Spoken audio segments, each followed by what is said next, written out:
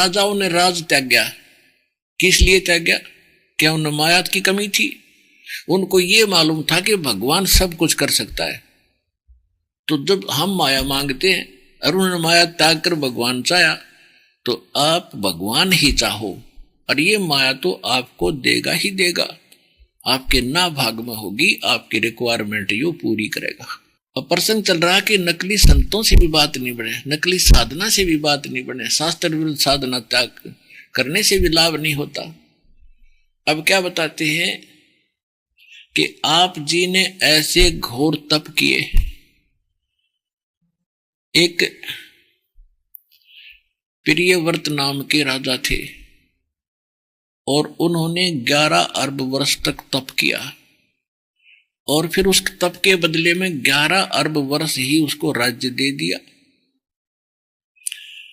अपनात्मा ये अध्यात्म मार्ग है, इसमें आपको बहुत सी शंकाएं आऊंगी क्योंकि अध्यात्म ज्ञान अपने पास रहा नहीं था, अब दया करी जाता है। इसमें शंका में ना पड़ना कि 11 अरब वर्ष तक कैसे तप किया, कैसे राज किया। यह सृष्टि कोई आज की नहीं है और इस चक्कर में ना पड़ना। आप सिर्फ ये समझो कि उसने इतना तप किया और तप के बदले में फिर राज्य मिला उतने ही समय के, आप इतना पर्याप्त समझो।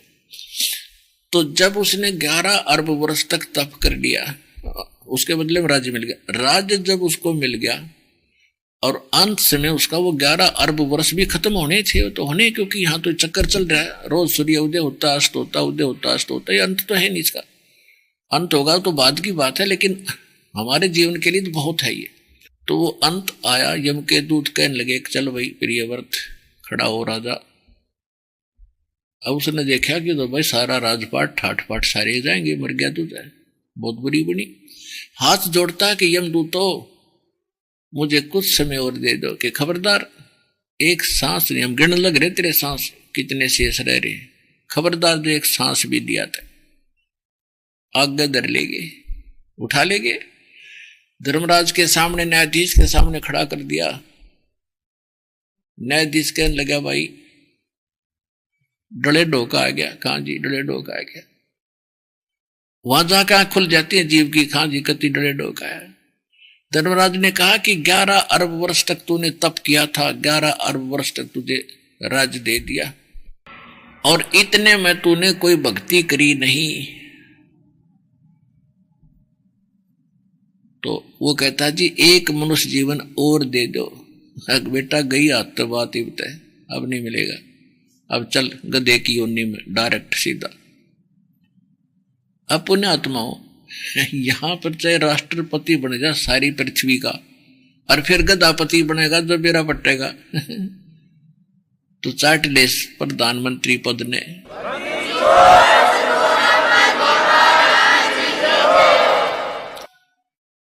परमात्मा कहते हैं भूल पड़ी बहु भारी संतो, भूल पड़ी बहु भारी ताते भटक मरी संसारी।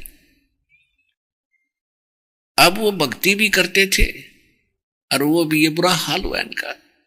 कहते सुखदेव ने 84 भुगती वो बना पजावे खरवो, तेरी क्या बुनियाद पुरानी तू पेंडा पंथ पकड़वो। सुखदेव जैसे ऋषि ने भी गधा बन करके ये दुख भोगना पड़ा और वो ऐसी साधना भी करते थे, ऋषि थे, साधक भी थे, काफी जन्मों से साधना करते आ रहे थे और वो भी फिर 84 लाख योनियों को भोग रहा था। जब उसको याद आया अपने मनुष्य जीवन में, उसको पिछली झलक ये दिखाई दी, तब सुखदेव ऋषि ने बताया कि एक समय मैं 84 लाख योनियां भोगता भोगता गधे की योनि भोग रहा था। मैं कुदरती अंधा हो गया अपने कर्म संस्कार से। अंधा होने के बाद मेरे मालिक ने मुझे छोड़ दिया, कुमार ने 2 मारे डंडे कट पे कमर पे कर दिया, चालता खेतों के जंगल की ओर। मैं जा रहा था, ऐसे पगडंडी सी मुझे महसूस हुई, उसके चलता जा रहा था। आगे उसमें एक नाला था 2.5-3 फुट का चौड़ा। लोग तो उसके ऊपर से वैसे कूद जाते थे, इक्का दुक्का जाता था और मुझे दिखाई दे नहीं रहा था। मैं अगले पैर चले गए तो मैंने सोचा जंप लगाऊं, जंप लगाने लगा, आगे तो अगली गर्दन टेक गई पीछे, तो पिछला हिस्सा टेक गया और पैर लटके नीचे नाले में और फिट हो गया उसमें। अब इक्का दुक्का व्यक्ति इतनी दूर जावा था उस रास्ते से, कभी उसने कोशिश नहीं करी मुझे निकालने की, मेरे ऊपर पैर रखे मेरी पुली बना दी और पार हो जाना। तो ऐसे में काफी समय तक हफ्ते 10 दिन भूखा पैसा तड़प कर मौत को प्राप्त हुआ।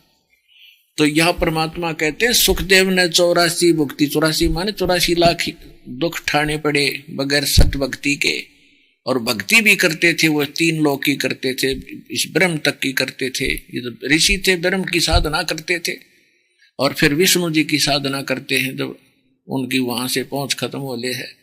तो ये साधना करते करते कहते इस साधना से सुखदेव जैसे ऋषि के साथ ये बीती, और तेरी क्या बुनियाद पुरानी। अब अपने औकात से परिचित हो जाओ कि आपके साथ क्या बन सकती है। सुखदेव ने 84 भुक्ति बना पजावे खरवो, तेरी क्या बुनियाद पुरानी, तू पेंडा पंथ पकड़वो हो। कौन सा पेंडा, कौन सा पंथ, कौन सा वे ऑफ वर्शिप पकड़ो, कौन सा मार्ग पकड़े जो परमात्मा स्वयं आकर बताते हैं।